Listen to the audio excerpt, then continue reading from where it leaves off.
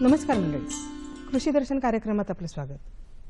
मंडळी, दिवस सणासुदीचे असोत किंवा मोठमोठे कार्यक्रम असोत, रेशमी वस्त्रांचा रुबाब काही वेगळाच असतो. अगदी राजे रजवाड्यांच्या काळापासून आत्तापर्यंत रेशमी वस्त्रांनी आपली ओळख टिकवून ठेवलेली आहे. रेशमी वस्त्र आवडत नाहीत अशी व्यक्ती सापडणं विरळच. ह्या रेशमी वस्त्रांना स्वतःची अशी एक झळाळी आहे, एक वेगळी ओळख आहे, एक वेगळं सौंदर्य आहे. मंडळी, आज आपण माहिती करून घेणार आहोत रेशीम उद्योगाविषयी. आणि त्यासाठी आज आपल्याकडे आले आहेत श्री धीरेप्पा हिप्पारगी, मुक्काम पोस्ट खोजानवाडी, तालुका जत, जिल्हा सांगली इथून. आणि आपला विषय आहे यशोगाथा रेशीम उद्योगाची. नमस्कार हिप्पारगीजी. नमस्कार. हिप्पारगीजी, आपलं सांगली जिल्ह्यामध्ये रेशीम उद्योगामध्ये एक वेगळं स्थान आहे. आपण या रेशीम उद्योगाकडे कसं काय वळलात? ह्या सगळं शेतकरी म्हणजे सगळं शेती पिकापेक्षा ह्या रेशीम उद्योग पिकाला अतिशय फायदा आहे ह्या समजून आम्ही रेशीम उद्योग शेती कराल. त्या संबंधीची माहिती तुम्हाला कोणी दिली? सांगली जिल्हाधिकारी रेशीम कार्यालय वतीनं सांगली जिल्हा प्रशिक्षण जत तालुक्यात 2008 मध्ये प्रशिक्षण घेतलं होतं. बरं. रेशीम शेतीसाठी. ते साळुंके साहेब, टीव्ही पारशे साहेब असं प्रशिक्षण घेतलं की जत तालुक्यामध्ये सगळं शेतकरीला बोलून घेऊन एकदा म्हणजे ह्या रेशीम उद्योग रेशीम शेती करा आणि एवढं फायदा आहे रेशीममध्ये त्यांनी सांगितलं. तर मग आम्ही तर त्या टायमाला त्या विचार केलो ह्या रेशीम शेतीत अतिशय फायदा आहे म्हणून आज आम्हाला कळाले. आणि पुढं कर्नाटकमध्ये जवळपास आपलं कर्नाटक आणि महाराष्ट्र बॉर्डरवरच आहे. कर्नाटकमध्ये शेतकऱ्याला विचारूया, कर्नाटकमध्ये रेशीम शेती लय आहे, विचारू फायदा असलं तर ह्या रेशीम शेतीमध्ये आम्ही घुसूया असं त्यावेळेला तुम्ही विचार केलो. आणि कर्नाटकामध्ये जाऊन तुम्ही प्रत्यक्ष रेशीम उद्योगांना, रेशीम शेतीला भेट सुद्धा दिली? भेट दिली. तुम्ही रेशीम उद्योगाची जी सुरुवात केलीत ती कशी केलीत? आम्ही रेशीम उद्योग कर्नाटकमधून शेतकऱ्याला विचार करू ना येऊन त्यांनी काय सांगितलं आम्हाला, सगळं हे पिकापेक्षा ह्या रेशीम उद्योग अतिशय चांगला आणि कमीत कमी खर्चामध्ये जास्तीत जास्त उत्पन्न मिळू शकतो यांनी कर्नाटक शेतकऱ्यांना आम्हाला सांगितलं. तेव्हा आपलं सांगली जिल्ह्यात नोंद केलो आम्ही रेशीम आम्ही एवढं लावणार आहे. 7-8 आपलं खोजानवाडी गावचं की 7-8 शेतकऱ्यांना रेशीम लावणार आहे असं साहेबाला सांगून साहेबांकडे नोंद देऊन साहेब आपलं शासनावतीनं कटिंग पद्धतीनं पहिला बियाणं पुरवठा केलं. बियाणं म्हणजे नेमकं काय? तुती झाडाची कटिंग त्यांनी शासन वतीनं पुरवठा केला. बरं. त्या 2009 मध्ये आम्ही ह्या 2009 मध्ये जून महिन्यात ह्या रेशीम लागवड आम्ही करून घेतली. तुतीची लागवड केली? तुतीची लागवड करून घेतली. त्यानंतर किती वेळ तुम्ही वाट बघितली तुती वाढीसाठी? तुती वाढीसाठी कमीत कमी 4-4.5 महिन्यात पाला आले. आणि आल्यावर आम्ही गव्हर्नमेंटला ते शासनाला अंडी मागितलो, रेशीम अंडीपुंज मागितलो. शासनानं अंडीपुंज पुरवठा केलो. आणि अंडीपुंज कसं फुटतोय आम्हाला माहित नव्हतं पहिल्यांदा, कसं फुटतोय काय म्हणजे नेमका इतर अवस्था काय आहे सगळं साहेब लोकांनी येऊन 10-15 दिवस आम्हाला प्रशिक्षण दिली. त्या पद्धतीने साहेब सांगितलं त्या पद्धतीने आम्ही रेशीम उद्योग करत करत पुढे लागले, पुढं चालतच गेलो. 1 नंबर आम्हाला चांगलंच 1 महिन्याचे आत पैसे मार्केट करून पैसे आले हातात. रेशमाची अंडी तुम्ही जी आणलीत आणि नंतर त्यांच्यापासून अळ्या निर्माण केल्या, बरोबर? मग ही सगळी जी क्रिया केलीत त्यासाठी काही शेड वगैरे बांधलीत का? हो, पाहिजे मॅडम. भविष्य पडे 1 एकर तुती लागवड आम्ही जर केला त्याला लागतोय 50x20 एक मोठं शेड लागते. आणि परत ह्याला लागणारी वस्तू म्हणजे प्लास्टिक ट्रे 2x3 आणि परत लहान लहान ट्रे लागतात. आणि परत पावडर लागतात, चुना पावडर लागतात, औषध लागतात निर्जंतुकरण करण्यासाठी. आणि ही चुना पावडर वगैरे अळ्यावरती मोल्टवर बसल्यानंतर पाला हिरवा राहतोय आणि व्हायरस रोगाणू येऊ नये म्हणून व्हायरस मरण्यासाठी चुना पावडर आपला मोल्टवर बसल्यानंतर धोरणीकरण करायला पाहिजे.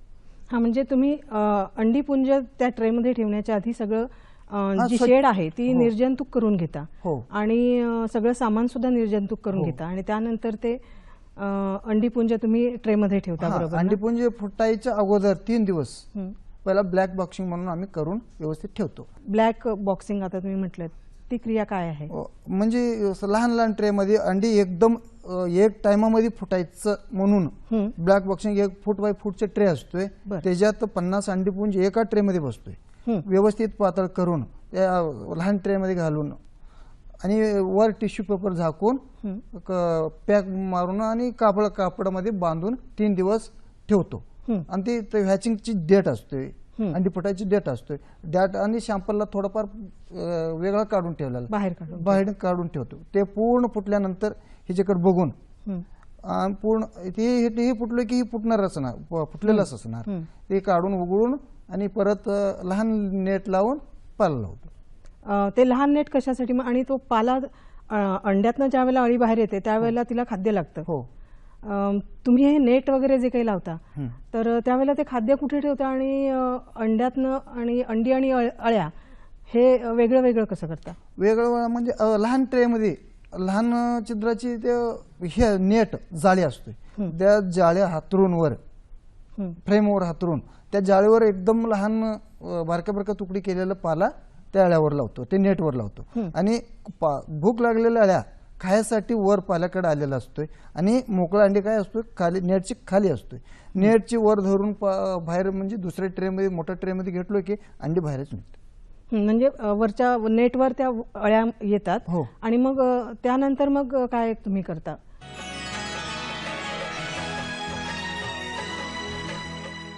म्हणजे वरच्या नेटवर त्या अळ्या येतात. हो. आणि मग त्यानंतर मग काय तुम्ही करता? नेटवरची काढून मोठ्या ट्रेमध्ये घेऊन ते रदी पेपर हातरून त्याच्यावर टिश्यू पॅराफिन पेपर म्हणून येतो, म्हणजे एकदम वातावरण जास्त झालं की ते सुकत नाही आणि टेम्परेचर मेंटेन्स करतात पॅराफिन पेपर. त्या पेपरमध्ये घालून व्यवस्थित फूट बाय फूटची म्हणजे सेंटर पहिल्या दिवशी 50 बाय 50 अंडीपुंजाची एक ट्रे असतोय, दुसऱ्या दिवशी 50 मधलं 2-2 25-25 केलेला असतोय. विरळ करता? विरळ करतो. हो. आणि परत 1 मोल्ट पर्यंत 2 ट्रे मध्ये 50 अंडीपुंजाची. ते दुसरा मोल्ट पहिला मोल्ट फास्ट झाला, तिसऱ्या दिवशी फास्ट होतोय, फास्ट झाला ह्या 4 ट्रे करतो, 4 किंवा 5. म्हणजे 2चे 4 किंवा 5, जेणेकरून त्या अळ्यांना जास्त जागा मिळेल, त्यांची वाढ व्यवस्थित होईल आणि त्यांना खाद्य योग्य प्रमाणात मिळेल आणि अनिक्वल होत नाही, लहान मोठं होत नाही, व्यवस्थित एकसारखं त्यांची वाढ एकसारखीच होते सगळ्या अळ्यांची. हे खाद्य पुरवणं किती दिवस चालतं? तुम्ही किती दिवस त्यांना खाद्य द्यावं लागतं? पहिला अंडी फुटल्यानंतर बाहेर आल्यानंतर सलग 3 दिवस सकाळी संध्याकाळी सकाळी संध्याकाळी सकाळी संध्याकाळी ह्या प्रमाणात आम्ही खाद्य देऊ शकतो. द्यावं लागतं. आणि परत पहिला मोल्टवर बसतात, मोल्टवर बसलोय की ते चुना पावडर व्यवस्थित पूर्ण बसलाय काय नाही बघून बसल्यानंतर चुना पावडर धुळणे, म्हणजे नेमका किती मारायचं आहे लिहिलेलं आहे त्याप्रमाणे आम्ही चुना पावडर मारायचं. पूर्ण व्यवस्थित बसून 24 तासानंतर मोल्ट फास होते, म्हणजे पूर्ण मोल्ट कातडी सोडून बाहेर आलेला असतो, तवा पावडर मिळतोय. म्हणजे कुठल्याही कंपनीत चांगला असतोय त्या पावडर प्रमाण लिहिलेलं प्रमाण मारायचं अळ्यावर आणि परत दुसरा फिडिंग चालू करायचं. दुसऱ्या मोल्टचं फिडिंग पहिला मोल्टचं पुढं. म्हणजे हे दुसऱ्या मोल्डसाठी तुम्ही जे खाद्य देता त्याचं प्रमाण पहिल्या मोल्डपेक्षा जास्तच असेल? हो, प्रत्येक दिवशी सकाळचं फिडिंग आणि संध्याकाळचं म्हणजे अर्धा पट्टीने वाढच होत जाते, त्यांची दुप्पट वाढ वाढत होत जाते. म्हणजे आज सकाळी आपण अळ्या बघितल्या, त्यांचा जो आकार होता तो दुपटीने संध्याकाळला वाढलेला असतो. हे असं किती दिवस आपण खाद्य देत असता त्यांना? चौथा मोल्ट 3 दिवसाची 4 मोल्ट पिरियड असतोय, 3, 3.5, 3, 3.5 ह्या दरम्यान 4 मोल्ट असतोय. म्हणजे 3.5, 7 आणि 7 14 दिवस मोल्ट पिरियडामध्ये पुढे 7 दिवस अशी टोटल 21 दिवस पाला खाद्य भरपूर खातात. 21 दिवस हे रेशमाचे किडे आहेत ते खूप खाद्य खातात. मग जो कोश आहे रेशीम कोश, तो विणायची प्रक्रिया जी आहे ती कधीपासून सुरू होते किंवा तुम्ही ते ओळखता कसं की आता ह्या ज्या अळ्या आहेत ह्या आता रेशमाचे कोश विणायला सुरुवात करणार आहेत? चौथ्या मोल्ट फास्ट झाल्यानंतर भरपूर म्हणजे खाऊ घातलं तर 6व्या दिवशी संपलं, 7व्या दिवशी शॅम्पलला म्हणजे कोश अळ्या पिकलेला असतो आणि आपलं हे असतं मोसंबीचं आतली फोड त्या कलरचे म्हणजे कलर फिरलेला असतो अळ्याची. अळ्यांचा रंग बदलतो. हा, रंग बदलतो. रंग बदलून पूर्ण रंग बदल की तोंडाना रेशीम धागा सोडायला सुरुवात करते. त्यांचा आकारमान सुद्धा वाढलेलं असेल. आकारमान सुद्धा वाढलेलं असतं आणि तोंडातनं रेशीम धागा बाहेर सोडायला सुरुवात करतो. तेव्हा आम्ही काय करतो, नेट ही चंद्रिका म्हणजे प्लास्टिकची चंद्रिका असतोय, एका चंद्रिकामधलं कमीत कमी 450 ते 450 कोश बसतात, असे हा मापीचं चंद्रिका असतोय. म्हणजे अळ्यावर पूर्ण आपलं 50x20 काय रॅक असतोय बघा, 5 फूट रुंदीचा आणि 45 फूट लांबी असं टप्प्याटप्प्यानं 5-5 रॅक असतोय दोन्ही साईडला. म्हणजे एक 5x3 एक चंद्रिका असतोय. ह्या पद्धतीनं पूर्ण चंद्रिका हातून घेतो अळ्यावरच. आणि त्याच्यात येऊन पिकलेल्या अळ्या त्याच्यात येऊन ते घर बांधण्यासाठी असं सऱ्या असतोय चंद्रिकाला, आणि त्या सऱ्यामध्ये त्यांनी जागा हुडकून घर बांधून त्यांचे कोश व्यवस्थित तयार. कोश तयार झाले की साधारण किती दिवसांनी तुम्ही ते काढता चंद्रिकेवरून? आज जरी ते कोश तयार करायला चालू केला अळ्या,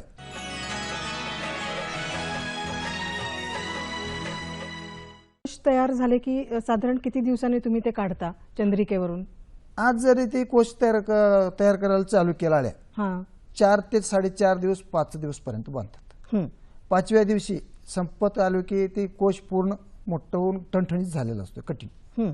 6व्या दिवशी सोडवायची, 7व्या दिवशी मार्केटला घेऊन जायची. ते चंद्रिकेवरनं जेव्हा तुम्ही कोश काढता त्यावेळेला त्यांची साठवणूक तर करायलाच लागत असेल, सगळं काढून. मग ती साठवणूक कशा पद्धतीने करता? साठवणूक म्हणजे स्वच्छ ठिकाणी, खाली फरशी आणि काय व्यवस्थित चांगलं ठिकाणी स्वच्छ जागा करून, आणि ढिगा मारायचं नाही, फक्त पातळ ठेवायचं.